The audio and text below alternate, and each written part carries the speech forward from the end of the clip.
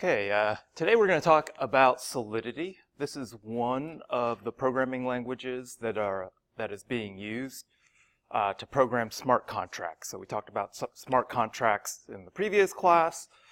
So now we're going to start looking into how you write a smart contract. What are the abstractions that you need to know about to construct these things? Solidity is probably the most popular language being used to write these smart contracts. It's based on the JavaScript syntax. So if you're taking full stack, you'll recognize, well, it's similar to C. So JavaScript is like C. So you should be very familiar with this syntax. It's a domain-specific language. And it's domain specific in that it needs to have some abstractions that your regular programming languages don't have right now, like contract addresses, being able to hold payment currency.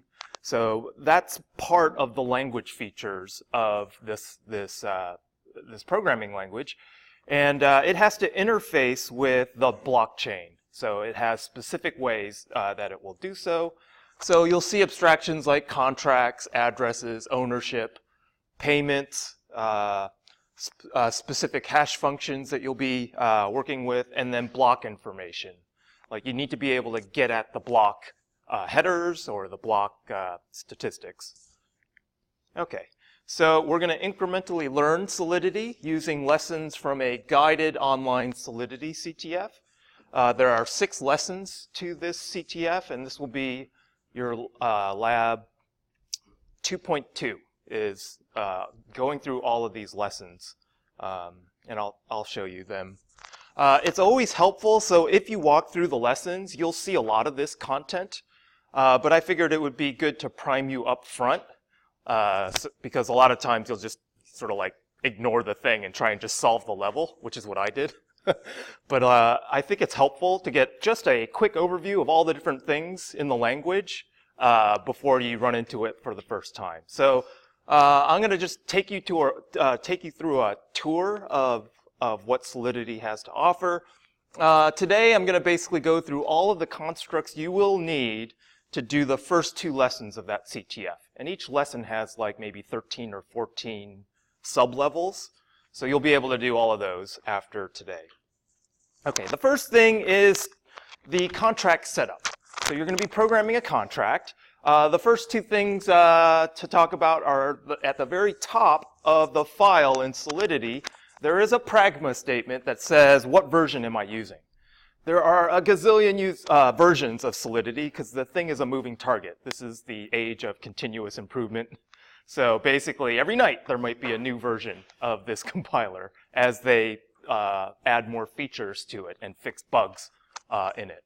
I think they're up at like 0.5 point something.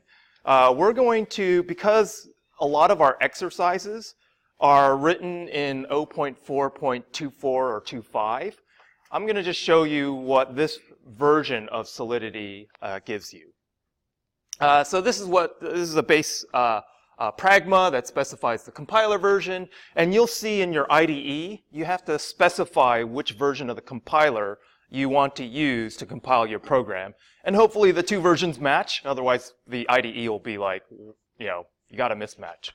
The other thing is the contract keyword that specifies the name of my contract is, in this case, hello world. Data types. So it has the standard data types that you would expect from a programming language. One of the interesting things about this programming language and programming on the blockchain is that you have a specific notion of where you're going to store a variable. Do you want to store that on the blockchain, or is this an ephemeral variable that you don't want to have stored? It's very similar to whether or not you store things in memory or on disk, or if it's in memory in a process and that gets destroyed after execution. Okay. So one of the data types is Boolean. So this is just your true and false. It has a separate Boolean data type. Another data type are the class of data types are signed integers. And the integers in this case have various widths. So there's the default, which is a 256-bit integer, which is specified as an int. But you can also use the smaller versions, and these smaller versions are specified with their bit length. So this is an 8-bit integer, a 16-bit integer, and the reason why you would specify a smaller integer is to save space. Because everything's getting, like, storage variables are stored on the blockchain, and you don't want to have an enormous integer if all you're using is, like, the values from 1 to 32, for example. So there are signed integers, and there are also unsigned integers of various widths. So then you have the uint, that's the unsigned int, 256 bits, and you can use smaller versions of this, uint 8, uint 16, etc.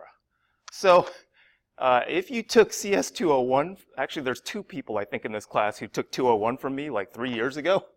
You will remember from that class that there's a lot of problems with C, confusing signed integers and unsigned integers.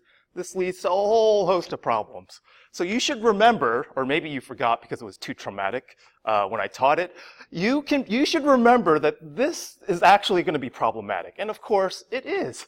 So the people who designed Solidity put both of these in there, and then you'll see subsequent versions of blockchain programming languages are like, let's take that out. So similar, like, well, we'll get to that later.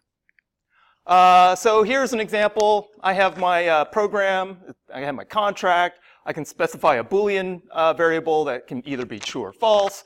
I can specify unsigned integers. Uint here is 256 bits, and then an 8-bit version of an unsigned integer. So it's very similar. So one of the issues is typecasting. So as soon as you have 2 different kinds of integers, what happens if you mix and match? So here's a case where Solidity will implicitly cast one integer to another type of integer based on the bit width. So in this case, you have an 8-bit unsigned integer A and a 256-bit unsigned integer B. And when you multiply those 2 things together, you'll end up with a 256-bit integer. So that's implicit. Note that if you do something like this, you try and store the result of A times B back into an 8-bit unsigned integer, Solidity is smart enough to catch that and throw an error. So this is a little bit more towards what Rust does. It says you have to be really explicit with your type conversion. So that's a good thing. That's something different than C. C will just be like, oh, you want that? I'll just get rid of all the top bits for you and then not tell you anything. So you have to, in the language, if you really want this to be 8 bits, you have to specify, you have to cast that 256-bit integer back down to an 8-bit before you do that multiplication. Okay. Another data type are the bytes, and this is a dynamic array of bytes, and it's sort of like a byte array. So if you're familiar with arrays, these individual bytes in this array are accessed via the square brackets, and then an integer index. So similar. Strings are just array of characters, as you would see in other languages. And the address. There's a special address data type, and this is the 20-byte Ethereum address that you will use to send and receive Ether to and from contracts. Mostly send Ether. When we do the send and receive, all of the sends and receives are in units of Wei, the smallest unit of currency. So here's an example of declaring these things. So you have a byte array here, which is all Fs. You have a string that's declared, and then an address that's a 20-byte wallet address. Okay. Fixed arrays, you can declare these things statically up front. So here's an example of a 2-integer array, and here is a 5-string array. So an array of 5 strings is declared with the square brackets. You can also have dynamic arrays. So here you just say this is an array of unsigned integers, and I'm going to allow this thing to grow over time. And then I will add things to this array using the push command, or the push method. So dynamic array.push5 adds the integer 5 into this unsigned int array. It has standard arithmetic operators: addition, subtraction, multiplication, the integer div over here, the integer mod, and then exponentiation with the double star. So this is what you might expect with a programming language in terms of the arithmetic. There's nothing, maybe the double star is slightly different than what you would see in C, but everything else is similar. You have bitwise operators, which we're not going to use, and I've not really seen these being used anywhere, so I'm going to skip them, but these are the same as you would see in C at least. You have the traditional logical operators, so Boolean comparisons and results. So negation, so not true is false, not false is true. The logical and, so two conditions logically ANDed with each other, so similar to what you would get in a discrete math course. Well, logical OR is the double vertical bar. Equality and inequality, and then magnitude comparisons. These are all similar to what you would have before. Oh, left the equality in there. Okay, it has conditionals, just traditional conditional control flow, if then else, while do, the for loop, and then breaks and continues from these loops to get out of them. And then finally the return for function calls. So here's an example. I have a function eat BLT, and it takes a Boolean that I like BLTs, and then I still have some left. And then if I like the BLT and I still have BLTs left, then I will subtract 1 from BLT and then I'll eat it, as an example. If I have an array that's coin balance is user ID is greater than a certain amount, then I'm rich, otherwise I'm poor. So this is an if then else. I have a for loop that looks similar to what you would see in other languages. Here's an example where I have an array of I have an array that's called evens that is allocated 5 entries. And then I basically take the odd numbers, or the even numbers from 1 to 10, and then I add them to the array. So it's just getting you through the mechanics. Function calls and their return values. This is something that is slightly different than what you'll have seen in other places. Like many languages, you have to do static. So this is a statically typed language. You have to specify the types of everything, all the parameters and all the return values. The return value in particular in the function declaration. This is similar. You call it a function, the name of the function. You specify the types of the parameters. That's very similar to C. But then what is not similar is that you have an explicit returns keyword as part of the declaration that says this thing will return an unsigned int. So you've typed the return of what this function does, and then this thing can do a return of input 1 plus input 2, and then it knows it can, because these are two uints, it will return a uint. So this has to match.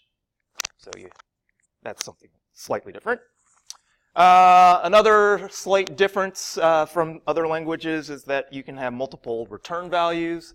So here you say, I'm going to specify that this thing returns 3 unsigned ints, and I'll do return 1, 2, and 3. And then this is the way you pull those return values into actual variables where it says multiple returns. That's just a toy example. And if you only need one of these things, you can just specify, I don't care about the first 2. I'll just take the last one, the C. Okay, so Solidity supports object-oriented paradigms. And you'll see that this is a problem. Like, this ended up being a problem. So they got rid of it in Viper. Viper doesn't do this, but Solidity does. And we'll see from the confusion when I teach this, and when you see it being used, the confusion that results ends up making things insecure. So if you're confused, have no fear. You'll only see this once, and then hopefully we'll never see inheritance and polymorphism again in a smart contract. Not in, I mean, other software development, yes, but like not at least in this class. So the is keyword specifies the inheritance, and the is keyword is when you declare a contract, you declare other contracts that you're going to inherit from. So in this case, I have a basic token contract. So one of the things that we mentioned earlier is this ERC20 token. You can have that as your base contract, your base token class, and then you can derive your own token from that class. And in particular, when you want to derive something off of ERC20, you would want to specify things like, what is the total supply of your token, right? I don't want the base contract to define that. I want to be able to. And so here's the basic token. It declares a certain interface. And then you can derive from that. And then, of course, you would want to make sure that you implement those. Or if you want to inherit that code, you would just inherit it directly. So this is good for deriving specialized contracts from a more generic one. You can actually inherit from multiple contracts. So you can say, you can have this contract be a subcontract for both of those two things, a derived class for both of those. Okay.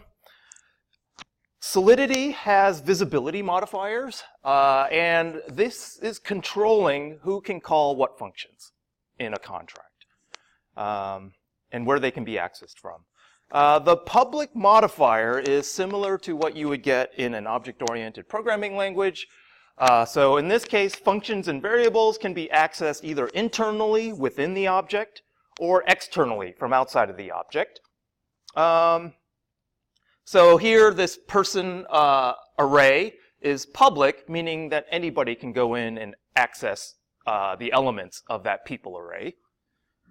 And there's a private visibility modifier where either the data or the function can only be accessed from within the contract. These are viewable only from within the contract is the abstraction for private.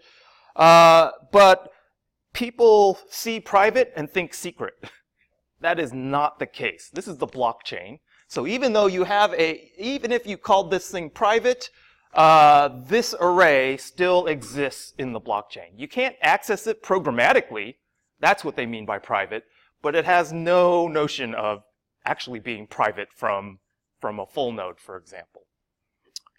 And this is actually an error. Like, people make this error just because, oh, it says private. Must be like a truth in advertising, right? So another issue is that if it's not specified, it's going to assume that you wanted it public. Like, why didn't they assume the opposite? And then force people to explicitly expose the things that they meant to expose. So I don't know, but by default, if you don't say anything about the variable, it's public. It can be accessed directly from an external call. So here's an example. Because I didn't say that this was public, this was private. So you would place the visibility modifier either right at the declaration of the data or right at the declaration of the function. And it's missing here. So then anybody can add a number to this array. If I wanted to make this so that only internal calls could add numbers to this array, I would do something like this. I would add the private keyword, and then this could only get called from within my contract. Okay. And then again, this array, even though even if I put this to be private, is still visible to a full node. Okay, there are additional visibility modifiers, and this is where it gets confusing. Like I had public and private, there's a notion of external visibility and internal visibility.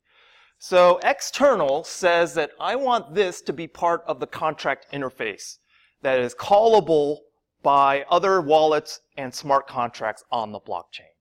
So this is similar to public, meaning that I let anyone call me. But this only can be called from outside. Like, you're not allowed to call this from inside the contract.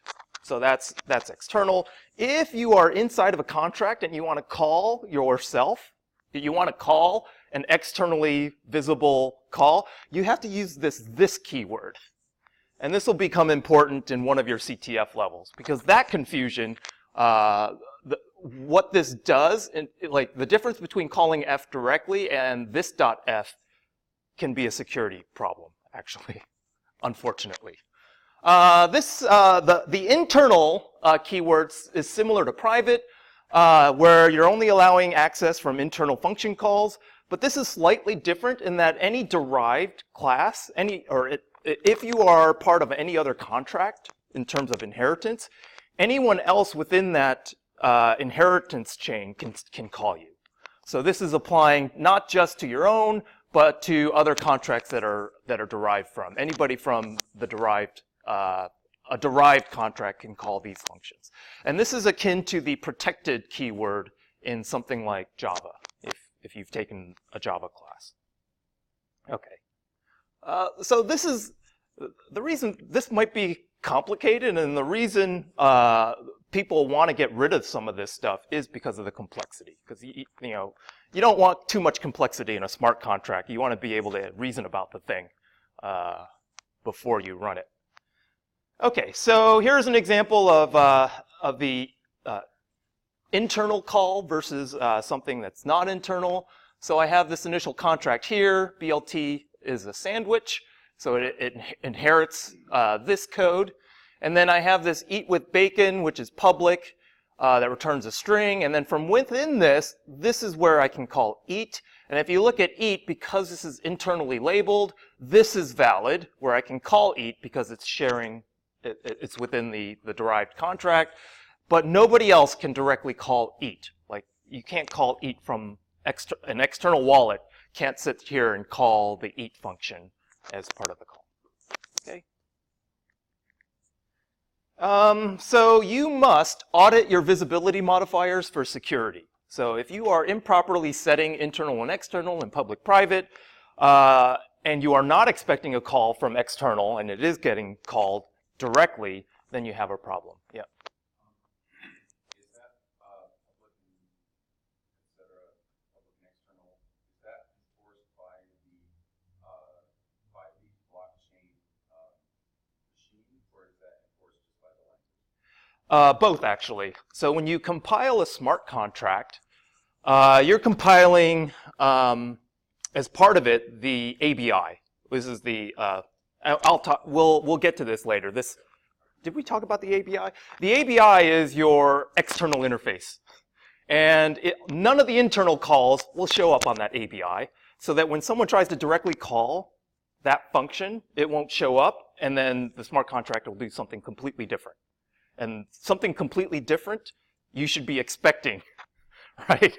Like if someone is calling you with a bogus call, you should know that I'll actually get to this special call later on in just a couple more slides. Okay. Okay, state modifiers. These are modifiers placed on a function to annotate whether or not they access or modify state. And these aren't really required. I'm going over this because you'll see this in contracts and you'll be like, what is this keyword? But really, they don't do much. There is this view modifier that says, hey, my function doesn't modify any data in the contract. And what this modifier says is that, you know what, I'm not going to actually be committing a transaction onto the blockchain. This is just reading some data off of the blockchain. And if I have something that's a view function, well, then this can be handled by a single node. The single node has all of the state. It can respond to this call immediately. So if you can, all of your things that are just viewing state should be external and view, if possible. And this is free, basically. You can read stuff from the blockchain for free. The other modifier is the pure modifier, which doesn't even access any data in the contract. Now, I don't know why Solidity can't just look at this and be able to know that something is a view or something is a pure. This particular version of Solidity forces you to annotate it, but this is something you could just look at and know. So maybe they fix that later. Another really important modifier is the payable modifier.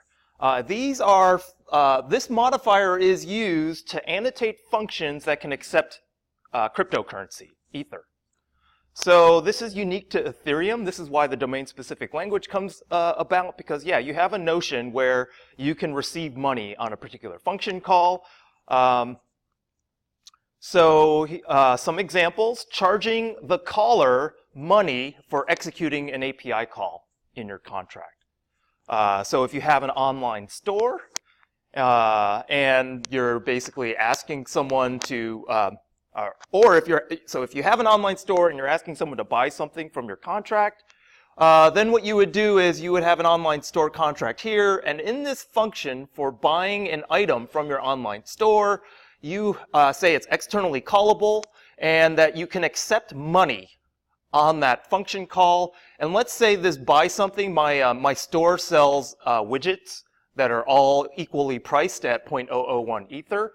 And then what I would do is I would just say, this is payable, and if you have sent me 0.001 Ether, then I'll send you something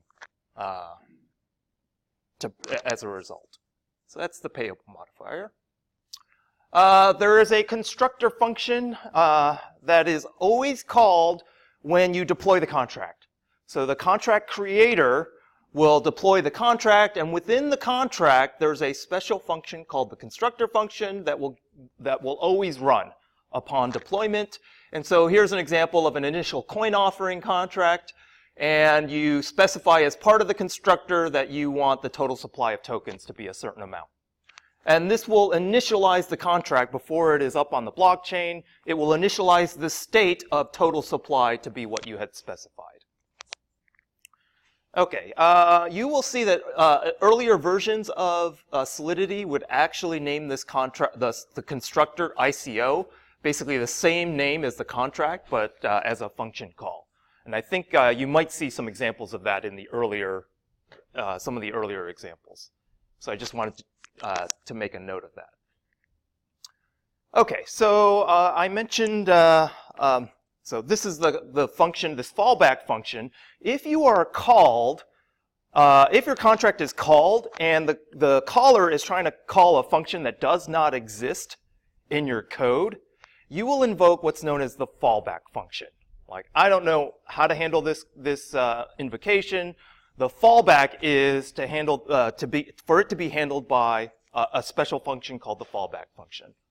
The contract itself can declare exactly one unnamed function that's considered the callback. It takes no arguments and it doesn't return anything.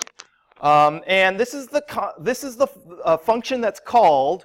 There are two cases where this function is called. The first one is what I mentioned earlier. It's called with a function that doesn't match anything in the ABI. It also is called whenever you receive any money directly. So if someone wants to send your contract money without calling a function within your contract, it'll invoke the fallback function to just accept the money. So to actually receive Ether on a fallback function, you have to declare it as payable. So almost every fallback function you see will be declared as payable. So this is part of the EVM design, and Solidity has just got the syntactical support to support the fallback function. One of the things is that the EVM assumes is that this fallback function to accept incoming payment, it assumes that it just consumes 2300 gas. If you have written anything special in this fallback function, this assumption breaks. And of course, this will be a vector of exploitation. So there's a tenuous assumption that has just been made that Solidity is hiding from you. And because Solidity is hiding from you, you can have some issues with this. Okay. So whenever I send a contract money without trying to call anything, I'll end up invoking this function. A support function that Solidity supports is KECAC 256. This is the hash function that's used for the blocks. And as it turns out, this is what's being used to generate the function signatures for function calls. You won't necessarily need this in any of the things that you'll be doing in this class. This is a really low-level call. So if you wanted to do some low-level EVM programming, you would use this. I just wanted to mention this is there. Another call that you'll be using is the self-destruct call. This is a native built-in function for destroying a contract and sending its balance to a specific address. So you can specify the address to send the contract balance to as a parameter to self-destruct. And what this is going to do is going to wipe the contract off the blockchain in order to remove the state from the blockchain. This is going to be flagged as a potential vector for denial of service. So if you put a self-destruct in your contract and you don't protect it well, then obviously someone can just DOS your contract by managing to trigger the self-destruct. So the compiler doesn't like seeing that in your code, so you'll get at least a warning. So here's an example. You have a beneficiary specified here, and when the beneficiary, this is a trust fund contract, when the current time is greater than a certain amount of seconds, then you would self-destruct the contract and put any funds, give any of the funds to this beneficiary address. Mappings, and I've already used this a couple of times in the examples. This is basically the dictionary data type for Solidity. So it takes keys that can be of any type and then maps it to data that could be any type. Now, both the keys and the data have to be statically typed. So this is not like a Python dictionary where you can put whatever you'd like as far as the type of the key and the type of the result. It could be anything in Python. Must be statically typed in Solidity. And the syntax is similar for access. So this is the way you declare a mapping. I have a mapping that takes keys of addresses and then gives you back unsigned integers. And I want to name it account balance is the name of the mapping. And then this is public for anybody on the blockchain to see. Similarly, I have a user ID to name mapping that takes an integer ID and then gives me the string. And then I can access it like you would do a dictionary or an array. There is a special object in Solidity called the message object. And this denotes what the actual caller has sent you. So it's often the case you will need different parameters from the caller from the caller address. And so one of the things that you'll see is being sent is the address of the caller, message.sender.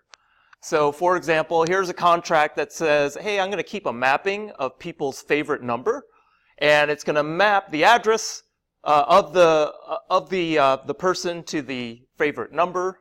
And then there's going to be a function call called setMyNumber, which takes the favorite number as a parameter.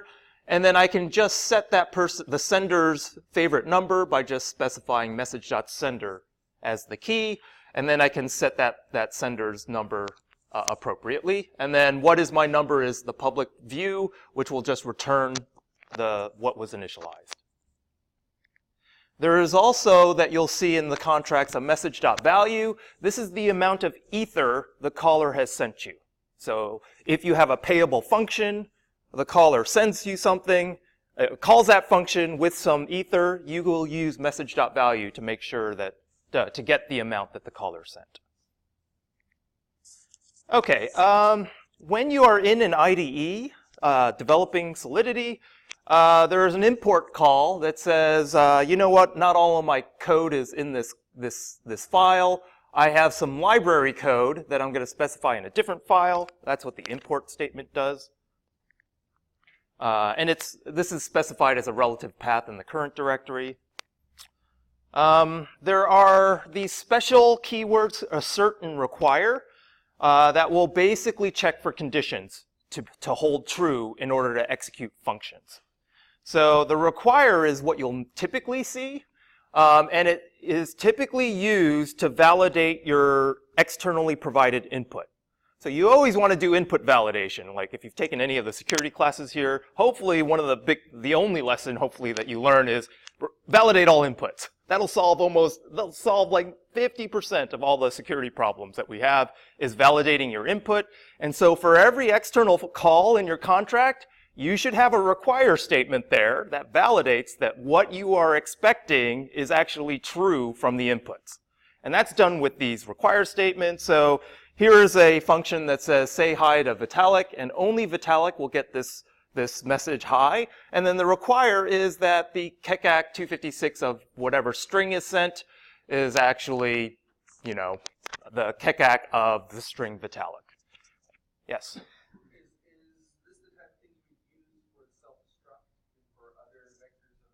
Yes, you would make sure if that Yeah, in this beneficiary one. Oh, yeah, that one. Yeah, that should have a require that the message.sender is equal to the beneficiary. Yeah. And hopefully when we do this, we'll do a trust fund. Hopefully the code that implements trust fund actually has that thing in there.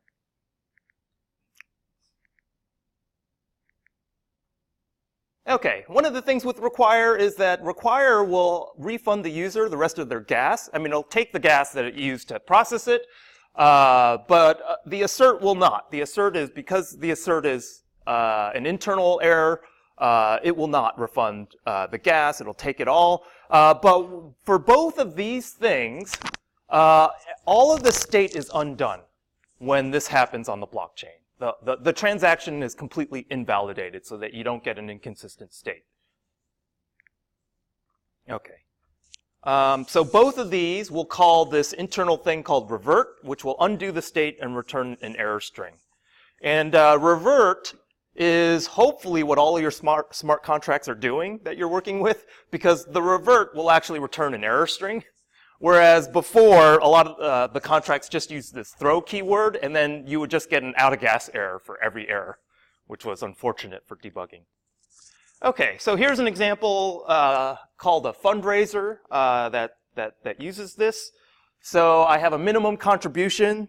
You're only allowed to contribute 3 Ether, or you must contribute at least 3 Ether on this fundraise. You have an integer, the amount raised, and then you have an owner that's specified, and so the constructor initializes the owner. The contribute has a require that says the amount that you're sending me must be greater than or equal to 3 Ether. And then it will turn away the transaction if not, and then if so, then I can keep track of the amount that has been raised by updating the value there. And then on the withdraw, I have another require that says only the owner. If the message sender is the owner, then I can actually do the transfer of the balance back to the owner. Okay, you might want to, so as part of this fundraising thing, maybe you need something here that says it has to be at least a minimum before the owner can withdraw it.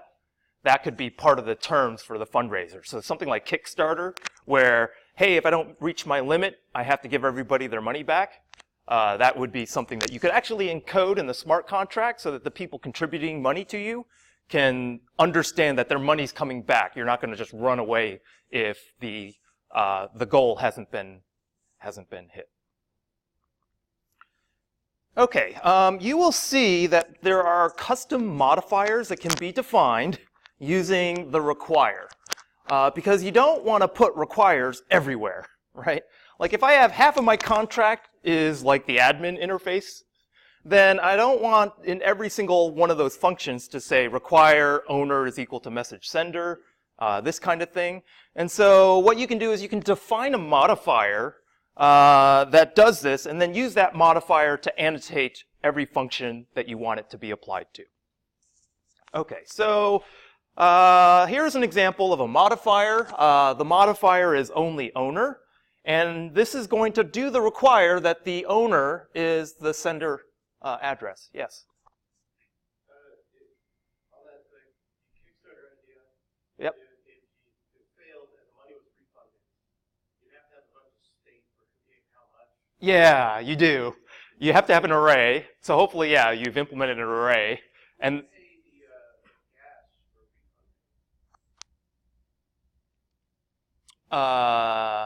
yeah, the contract would. Yeah, the contract would have to. That's a good question. So this has happened where contracts with money have been locked up because they are unable to do the refund because the refund loop consumes too much gas and is unable to do the refund. So yes, that's a denial of service vector actually. Like you can attack a contract, blow up its data structures, and prevent it from refunding money. That I actually do have, yeah, I think wait maybe 3 or 4 weeks, and I'll point you to that, where, hey, I can blow up your data structure. In fact, I'll talk about this in an example later on in this slide too, but that's exactly, yeah, that's adversarial analysis of smart contracts that you would need to do. Yeah. And as the buyer, like as someone who is sending money to the smart contract, that's what the operation that you need to do, right? Like, who's going to do that? I was like, I'm not going to do that. I'm not going to analyze your smart contracts before I put, well, I'm just not going to put money in your smart contract is basically what it is. Because of the auditing problem, you have to make sure that that code is actually trustworthy, which is hard to do. One of the things about the modifier here is that you have to do this special thing, the underscore semicolon in Solidity, to say, after you execute this modifier, go back and call the original function. So this is the way you define it. Then you can use this by submitting this as or attaching this as a modifier to this function. And typically the modifier is attached to a function, the user-defined modifier. And so here is a function, change price in the contract, and then you must be an owner. So it'll execute this modifier, and then the underscore semicolon will actually call the body of change price after. Okay. The modifier can take parameters. So here's an example of a modifier that we're going to use to determine the age of someone. So here's a mapping. I have basically a user ID that maps the user ID to the age of that user ID of the person. And then I have a modifier that says older than. And I take the age and the user ID, and I check to see if this array, if the user ID's age in that array is greater than a particular age as a parameter. And then it's only if that holds that I will then do the deed. So then I could have something in my code that says function drive car, and you have to be older than 16. That user ID has to be older than, actually 15 in Oregon. The learner's permit is 15, so 15 or 16. And then I can bar hop if I am older than 21. That's pretty standard. So that's another way to define a modifier. Okay, so I mentioned before there are two places to store things. One is on the blockchain itself, and one is ephemerally within the memory of a full node. The persistent storage on the blockchain survives between function invocations. It is stored as things are stored on disk in a regular computer, and it's persistent. There are state variables that are outside. Any state variables that are outside of a function call are stored in the blockchain as storage variables. Memory variables are temporary storage, and they're just used for the lifetime of the function execution. And so these are basically in memory on a full node while it's executing your function call. And then as soon as the function ends, those data values will disappear. This is similar to pass by reference versus pass by value. You can specify with keywords whether or not you want something to be in memory or storage, but typically it's done by convention. If you want the thing to survive, it's kept outside of function calls. And if you want the thing to be ephemeral, it's done within a function call. Okay, so here is an example, a sandwich factory, where you have a bunch of sandwiches that are stored on the blockchain. Well, you have a structure that's defined, and then this is an array, a mapping of an array of sandwiches, and because this is outside of the function call, this is stored on the blockchain. And then you could also, within this eat sandwich function call, if you want to create an object that is stored on the blockchain, you have to explicitly declare this as a storage variable. And then this name will be accessible from within the contract. But typically, you would not do this, and then everything in this function call is a memory variable. When you change the status to be eaten, this is actually going to update the status on the blockchain for this particular sandwich. You can create another sandwich, which is a memory sandwich. If you omitted this, this would be a memory sandwich as well. So by default, because within the function it's memory variables. And then in this case, you can say, hey, I want a handle to my sandwich array. and I want to make a copy of it. And this copy is just a temporary copy. But if you do this thing where you take you dereference this and you set the status to eaten, this is, because it's a copy, it's not actually going to go into the storage. It's actually going to just update this memory. This is just an ephemeral sandwich, so it doesn't actually get stored. But if you actually go and access the sandwich array and then add this sandwich to that, this gets stored on the blockchain. So that should be confusing. It's confusing for me. But this is where you're explicitly putting it into storage. All of this stuff, as soon as this function ends, it's gone. Okay. So on the blockchain, the cost of storage is always much greater than the cost of computation. And you saw, like, when we were looking at some of those function invocations, like the actual instructions are like 3 gas, 2 gas. But when you do a store, it's like an order of magnitude greater. And so you really, when you're writing your code, you want to minimize the amount of storage operations that you do. An example of code that you might want to write is to keep a list of collectibles that a contract has in a mapping. And one of the things about these collectibles, so this is like a CryptoKitties contract that you would implement, is that you want to be able to support the exchange of these items dynamically. And you would also like to support getting a list of items in a sorted manner, which is typical for your UI. So there are multiple strategies here, and some of them are good and some of them are not so good. One strategy is to sort the thing in storage, right? As I call my contract within the function that does the update, I'm going to try and sort the thing in place. And this is going to require in-place sorting of data on the blockchain. This is a huge problem because it's going to cost a lot of gas to actually do this operation, because every full node is sitting there updating its storage state. So this is a common vector for bricking a contract, which is what we just referred to. Like, if you can brick a contract by making its refund loop so expensive that it can't execute within the block gas limit. So I also mentioned this gas limit on a block. There's a maximum amount of computation that a single block can do. If you exceed that, you're bricked. You can't run this function at all forever, unless they somehow increase the gas limit to allow this to happen. So I'll give you some specific examples of this happening on Ethereum later on. Strategy 2 is to keep everything unsorted, and then to update it in place, and then when you want to generate a sorted list of items, you do that after it's been returned to your app. Like if you have a web app that's returning you the sorted items, well, do it in JavaScript on the browser. That's where there's plenty of computation and resources. So, but you have to know that that's what's happening. Like, you have to know the underlying execution model in order to realize that this is what you want to do.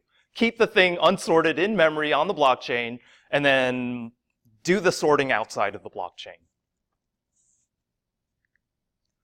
Okay, another really common thing you're going to be doing in this class is having one contract call another contract. And this is done by defining the contract's calling interface. So the thing that is being called is going to have some kind of calling interface, and then the caller is going to have to instantiate that interface and then call into it. So it's going to have to declare that, yes, this is the interface for the contract I want to call, and let me call it. The way this is done in Solidity is very similar to the way it's done in C. So C has these header files that say, oh, you're trying to call printf? Well, printf has this function signature. You know, you have to pass a format string, and then there's a variable list of arguments. I have to have you put that as an include, standard.io.h, so that the compiler understands how to call printf. This is very similar to smart contracts. Smart contracts, if you have a contract that wants to call another contract, then I have to tell Solidity what is the interface for that other contract I want to call. And I'll have to declare that in my contract so that the compiler knows how to format a function call out to that contract. Okay. So you're doing things like defining a contract's function call prototype. So the parameters, the return values, and all of their types. And this is how it's done. Well, here's an example of how it's done. Say my contract that I want to call is this lucky number contract. And it's similar to your favorite number one, where you allow someone, a message sender, to set the lucky number, his or her lucky number. So here's set num, given a number. I will just change that mapping to whatever that person has sent. And then I have a get num. And say I want a contract, I want to define a contract that will programmatically set a number. Like this contract has a lucky number. And so what I would do is in my caller, I will define an interface. So this is and I think this can actually be called interface in Solidity. This might be this is an older version of Solidity. This can be just interface, and you can say lucky number interface. And if I'm only going to call one function in this lucky number one, I can just put the function that I want to call, and I define the name, and I define the parameters, and I define the return value. And this is enough for Solidity to be able to format a call to the lucky number contract by compiling whatever contract that you're using. So given this interface, I can now write a contract that calls lucky number. So if the lucky number contract that I want to call has this address, and I want to get my contract to call the getNum function from there, I can do this. This is my contract. I specify as an address the lucky number address from above. And then I define this interface, this lucky number interface, to be this contract defined with that prototype. And then so this is defined as number contract, and then within my code, I can call number contract.getNum, and then it will be able to format a call to the lucky number contract. Okay? And whenever you're going to do this, there will be some examples of how this is done. But I just wanted to go through the mechanics of that. Are there questions about any of this? So now we're going to talk, so that's your basic, you could do lessons 1 and 2 now. The other part of this is web3.js. So all of this stuff these are all transactions between wallets and the blockchain. You'll often want to access the blockchain through a web browser. And web3.js is the JavaScript code that your browser can execute to both interact with the blockchain and interact with wallets at the same time, to connect everything up together. So this is a JavaScript library. It's maintained centrally. I don't know who maintains it. But it interfaces the Ethereum virtual machine and the Ethereum full nodes to a front-end web app. So if you have your own website that is your interface to your contract, then you would supply a web3.js JavaScript file to implement whatever logic you need on your app.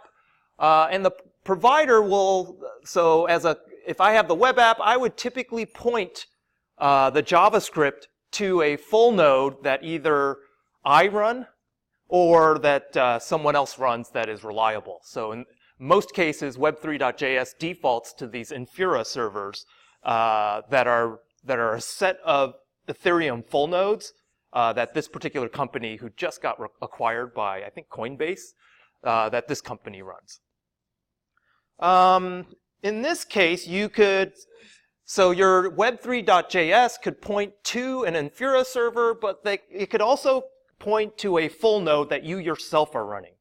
So in this case, if you're running Geth, which is the Ethereum full node written in Go, or Parity, which is the one written in Rust, you could run that locally on your workstation. And then in web3.js, there's a call for being able to set your provider to localhost. So if you're running it locally and the node listens on 8545, rather than pointing to Infura, you can set your node to yourself. Okay? And then you can basically communicate directly to your own full node. The other thing that Web3.js does is it interfaces with whatever wallet you want to use to fund your transactions. Now in this class, we're using MetaMask, and Web3.js will interface very seamlessly with MetaMask to get access to your private key that is needed to sign transactions to and from the blockchain. So that's another part. Okay, so here's an example. If you recall the purchasing function in that online store, this is my contract. It has this method, buy something that's payable that you can send 0.001 Ether to and get something back. In Web3.js, this is how you would write your JavaScript. You would say, hey, I have an ABI, and then the ABI will be this contracts ABI generated by the compiler, because the JavaScript needs to know how to package up a request and send it to your contract. That's what this is for. I have the actual address. Let's see. No, I'm going to instantiate this object online store contract to be a Web3 contract that is governed by this ABI. So this is the actual contract object. And then I also want to specify the address of the particular contract that I'm accessing. So if my online store contract is at this address, then I would specify it there. And then I can instantiate the online store as being a version of the online store contract at that particular address. And then from here, Web3 will allow me to do something like this, which I say online store.buy something. And this is the thing that will package up a transaction, send it to my Geth node, and sign it with a wallet that is from this Web3 ETH default account. So this is the other part of Web3. It interfaces with your wallet. And that's what this piece is. So this is a way to connect to your wallet. There's all kinds of different connectors. One of the most common one is to connect up to your MetaMask that's running locally. And this is how all the plumbing works on the web front end. So I don't know if any of you are going to, I don't know what I'm going to have for the project, but you could build a little web app that interfaces with your smart contract as a project in this class. Okay, so one of the things that you need to do to get to and from the blockchain is to get events, to get event callbacks, right? This is what happens in JavaScript. JavaScript is all about getting events and changing state on the UI. And so the way to do this through Web3 is to have within Solidity, within the Ethereum virtual machine, is a way of generating events so that it can invoke a JavaScript callback. And this will notify the browser to process a UI update. So the event keyword is in Solidity. So for example, if you've transferred something between two accounts, in Solidity you can write something like this that says, I'm going to define an event that is going to be a transfer from an address to another with a value, and this will get percolated back up to the JavaScript. And then the JavaScript can update that, yes, it can give you a message that this transfer has happened. And the JavaScript will show the transfer. So this is what's being used when you do the smart contract CTF in this class. When you actually solve a level and you wipe out its balance, there is an event that gets sent through Web3 on the Security Innovation CTF site that will generate a JavaScript pop-up that says winner. I think that's the message. And that's done through Web3. So it's basically waiting for an event on your contract, and as soon as that event of zeroing out happens, it will send an event to your Web3.js running on that tab, and then it'll pop up that you've won. So that's another piece of the plumbing. Okay, so here's an example of an event in a smart contract. I add two numbers, and then I'm going to emit to the UI that I've added them. So, and then in your JavaScript, you could have a callback. Your contract that integers added will call this callback function, and then you'll do something with the result, like update build a calculator on the blockchain and then have it update whenever the operation has finished. Okay, so now I'm going to have you, I would recommend that you now just go straight ahead and do lab 2.2. Because now that I've just shown you a bunch of JavaScript, a bunch of Solidity, 2.2 is for you to go to the Crypto Zombies site and just start doing all those lessons, where you can apply all of these concepts to the CTF. So if you go to eventually do 2.1, 2.1 is setting up your MetaMask and setting up an account on the Security Innovation CTF. You can do that later, but I would recommend going to 2.2. 2.2 is all about, let me see, 2.2 is all about doing the Crypto Zombies CTF. So this is a CTF that Loom has developed for you to learn Solidity on. This is one of the favorite parts of this course for students. Students like tell me at the end of it, you know, that was the thing that, and I wish they had more, but basically you're just going to sign up for an account and you're going to basically implement this Crypto Zombies smart contract that mirrors what the CryptoKitties smart contract does. And CryptoKitties is one of the most popular Ethereum smart contracts. So this is a really good vehicle for you to learn the basics of Solidity. So yeah, you're going to do all 6 lessons, and each lesson takes about maybe 30 or 40 minutes. Yeah, so yeah, but it's not like awful 30 or 40 minutes. Actually, I think it's sort of fun actually, but that's what I'm going to have you do for the rest of the time, unless there's any questions. Any questions about Solidity? All right, I'll just let you go for it.